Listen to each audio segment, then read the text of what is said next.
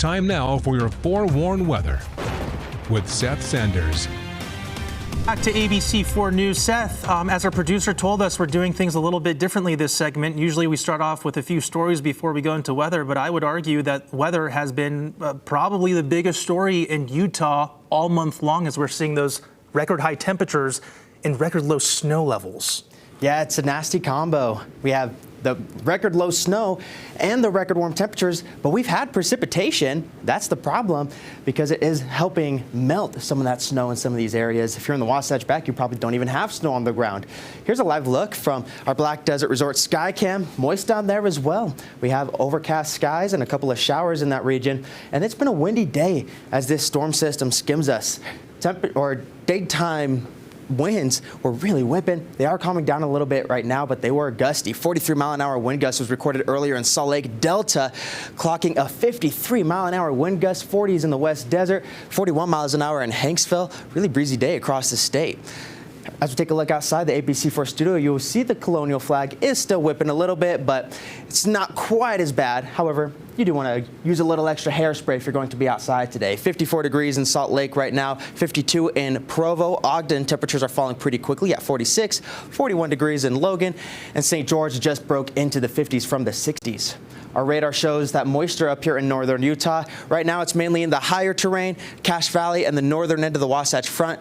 Box Elder County getting a few showers as well. However, we're not seeing any right here on the Wasatch Front in the Salt Lake Valley, but we could see some later on. Our Futurecast will show you what I'm talking about. We have that stream of moisture coming in on that southwest breeze that we've been experiencing all day. By ABC4 News at 10, we do see it in the southwest portion of the state and the West Desert. The mountains still holding on to snow showers. Get a couple showers up here in the north as well. And then Saturday morning, those snow levels fall quite a bit, and we start to see a lot more blue here on our Futurecast, indicating that snow. However, we do still have valley rain as we get into Saturday morning. However, those snow levels will continue to drop throughout the day and Saturday, and by Saturday evening, if we do still have the moisture around, we could see those snow showers in the valleys as well here in northern Utah. And then high pressure builds, gives that storm system the boot, and we clear things out. Let's take a look at those numbers specifically. The Wasatch Back should start to see some snow this evening. That drops to 6,000 feet. Park City, my bad, is at 7,000 feet. Heber City is at 6,500 feet. The benches could get it by Saturday morning and a few valleys as well. And then by Saturday evening, if there is still a moisture around, we do get valley snow.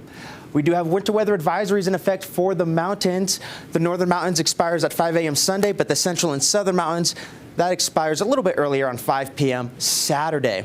We're looking at 6 to 12 inches for most of these mountains. The upper Cottonwoods and the Bear River Range, as well as the Tushers down in southern Utah, could get a little bit more. 10 to 20 inches for those areas, possibly up to 2 feet if we get really lucky. Most mountains will get about 5 to 12 inches, mountain valleys 2 to 5 inches, and then valley floors 0 to 1 inch. I don't think any of us will get to an inch. Maybe a couple places could hit an inch, but the ground is just too warm. It's going to melt when it hits the ground. We could see it on your windshield or grass, but the road should stay pretty clear. Wintry mix as we get into tonight thanks to that northerly flow dragging that chillier Canadian air into the region. Sunday, chillier temperatures, but it'll be a little drier, and then high pressure builds. And high pressure this time of year brings those calm conditions, which allows the cold air to settle in the valley floors, which brings that valley inversion.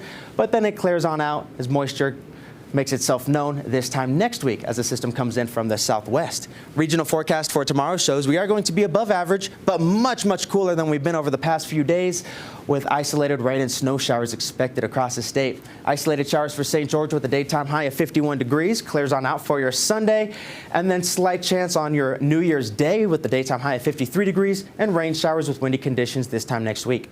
The Wasatch Front has isolated rain and snow showers for tomorrow. We could see it hold on into Sunday, but it's looking like it'll just be partly cloudy skies with chilly temperatures. We start to warm back up slowly, but we do have that high pressure inversion haze, so we do have hazy skies in the middle of the week, and then isolated showers up here in the north this time next week as well. All right, Brian, we're going to send it over to you.